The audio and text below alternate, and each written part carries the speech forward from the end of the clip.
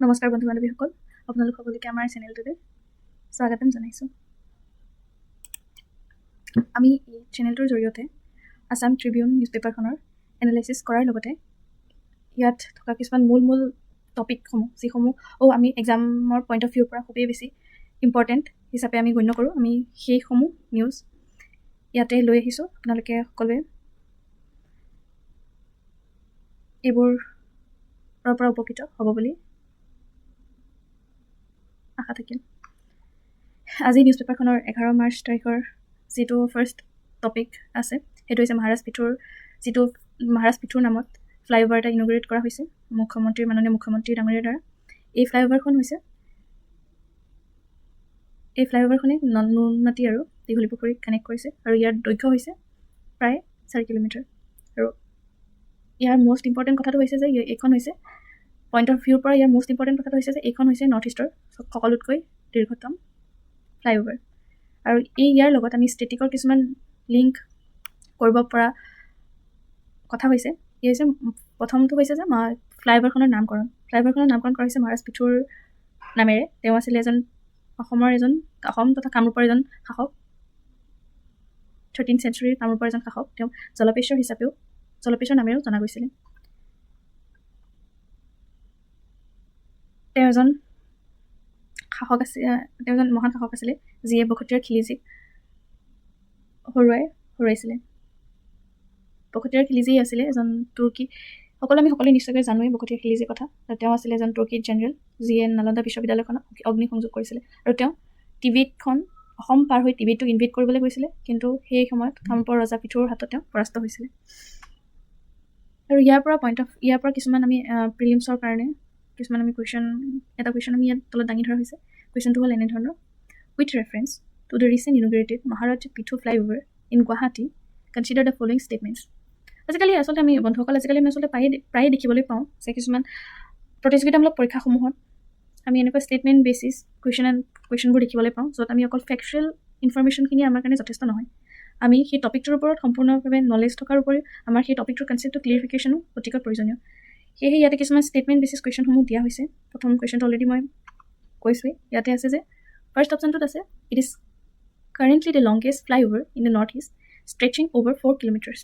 এইখন হৈছে বৰ্তমানলৈকে এইখন হৈছে আটাইতকৈ দীঘল লংগেষ্ট ফ্লাইঅভাৰ নৰ্থ ইষ্টৰ, যিটোৱে প্ৰায় 4 কিলোমিটাৰ দৈৰ্ঘ্যৰ।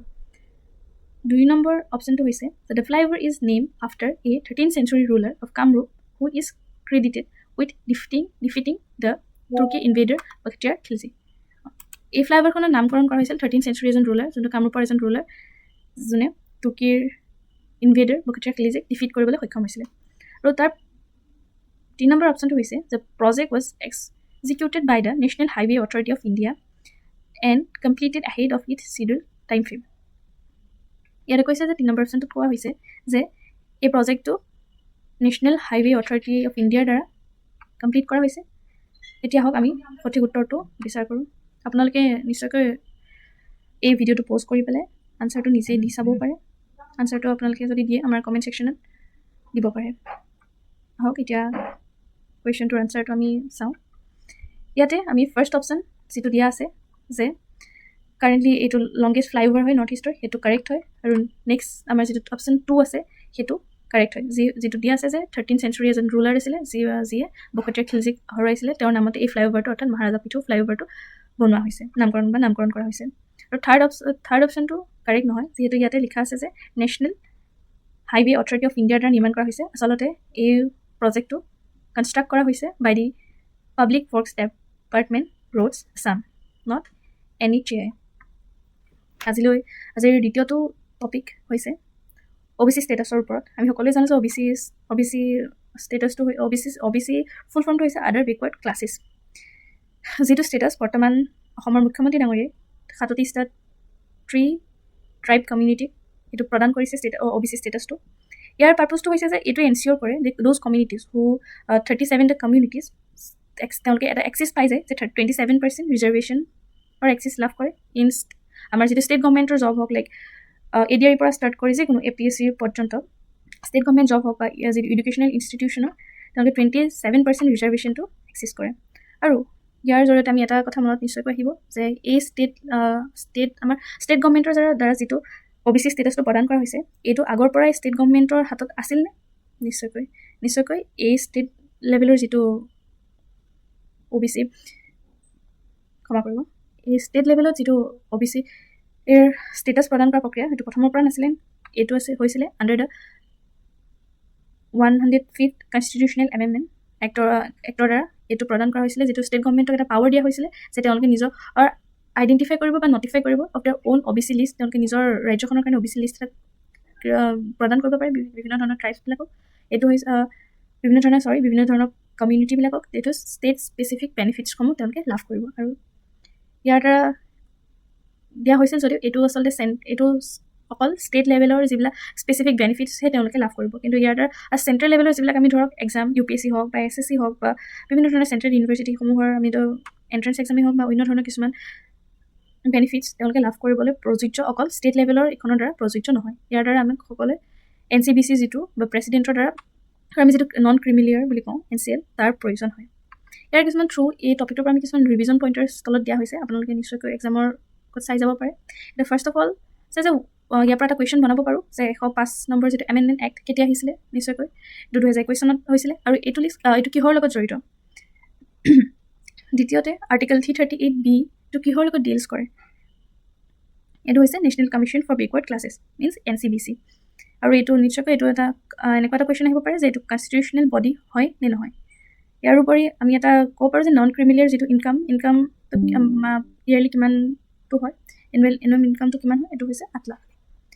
ইয়াৰ উপৰি আমি যিটো ইন্দিৰা চৌহানী কেছ 1992 সুপ্ৰিম কোৰ্টৰ যিটো জাজমেণ্ট আছিলে, যিটো অৰ্ডাৰ কেপ কৰা হৈছিলে যে টোটেল ৰিজাৰ্ভেশ্যনটো 50%ৰ ঠাইত আমি 27% কোটা দিয়া হৈছিলে OBCৰ কাৰণে।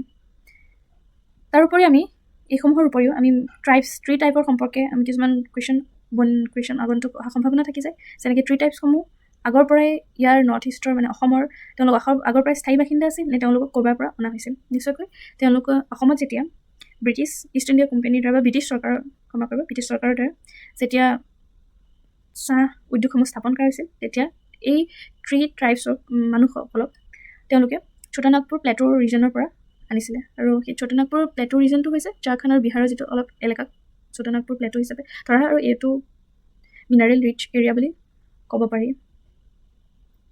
ইয়াৰ পৰা এই টপিকটোৰ পৰা আমি এটা প্ৰিলিমছৰ কাৰণে কুৱেশ্যন তলত দিছোঁ।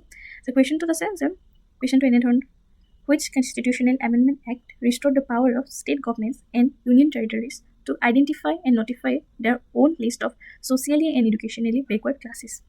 এইটো নিশ্চয়কৈ এইটো অপশ্যন নম্বৰ কোনটো হ'ব আপোনালোকে নিশ্চয়কৈ কমেণ্টত জনাব পাৰে। তাৰোপৰি ভিডিঅ'টো প'ষ্ট কৰি পেলাই ইয়াতে হ'ব option C 105th amendment act. ইয়াৰ উপৰি আমি আছাম পাব্লিক ছাৰ্ভিচ কমিশ্যনাৰ 2024ৰ এটা কুৱেশ্যনত আমি ট্ৰী কমিউনিটিৰ ওপৰত এটা কুৱেশ্যন দেখিবলৈ পাওঁ, সেইটো সম্পৰ্কে তলত দিয়া হৈছে। On February 24, 2025, Prime Minister Narendra Modi attended the largest Jumur event in history, celebrating the 200th anniversary of Assam's tree industry. Consider the following statements. The tea garden community migrated from central India in the 19th century to work in the tea garden of Assam. Option 2. Jumur dance originates from the southern ethnolinguistic group of the Chotanagpur region. And option 3. The songs sung during Jumur performance often depict the struggles of tree plantation workers. They narrate stories of migration and exploitations, depreciating the community's socio-economic challenges. Jumur dance plays a vital role in tree garden festivals, particularly during Tusu Puja and Karam Puja, which celebrated the harvest time. Which of the above statement are not correct? ইয়াত যিটো কুৱেশ্যনটো কৈছে যে কোনটো option, নিশ্চয়কৈ আপোনালোকে সকলোৱে ধৰিব পাৰিছে চাগে শুদ্ধ উত্তৰটো কি হ'ব। তাৰ উত্তৰটো ভিডিঅ'টো প'ষ্ট কৰি পেলাই নিশ্চয়কৈ কমেণ্ট কৰিব বুলি আশা থাকিল।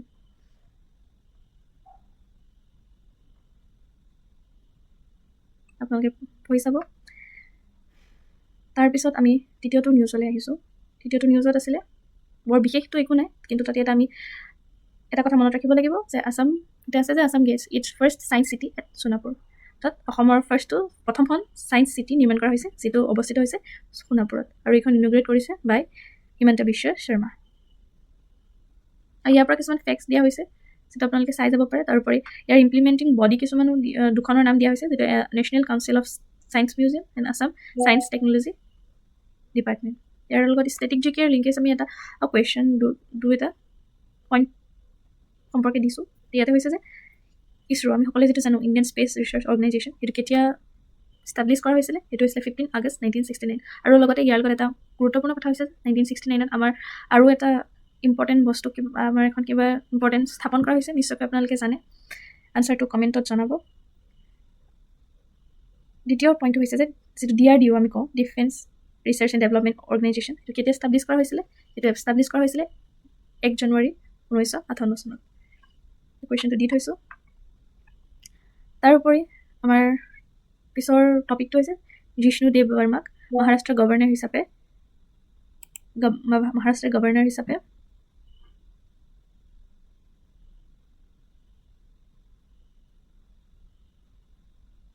এপইণ্ট কৰা হৈছে। তেওঁ হৈছে এজন ট্ৰাইবেল লিডাৰ আছিলে, তেওঁ ত্ৰিপুৰাৰ পৰা বিলং কৰে। আৰু তাৰোপৰি আমাৰ ইয়াৰ পৰা এটা আমি ইম্পৰ্টেণ্ট কুৱেশ্যন ইয়াৰ পৰা এটা আমি পাওঁ যে সেইটো হৈছে কোনটো আৰ্টিকেলৰ দ্বাৰা গভৰ্ণৰক প্ৰেচিডেণ্টৰ দ্বাৰা এপইণ্ট কৰাটো কোনটো আৰ্টিকেলৰ দ্বাৰা আমি এপইণ্ট কৰা হয় আচলতে, সেইটো হৈছে আৰ্টিকেল 155। ইয়াৰ পৰা আমি UPSC প্ৰিলিমছত 2025ৰ এটা কুৱেশ্যন আমি দিছোঁ, আপোনালোকে নিশ্চয়কৈ পঢ়ি চাব।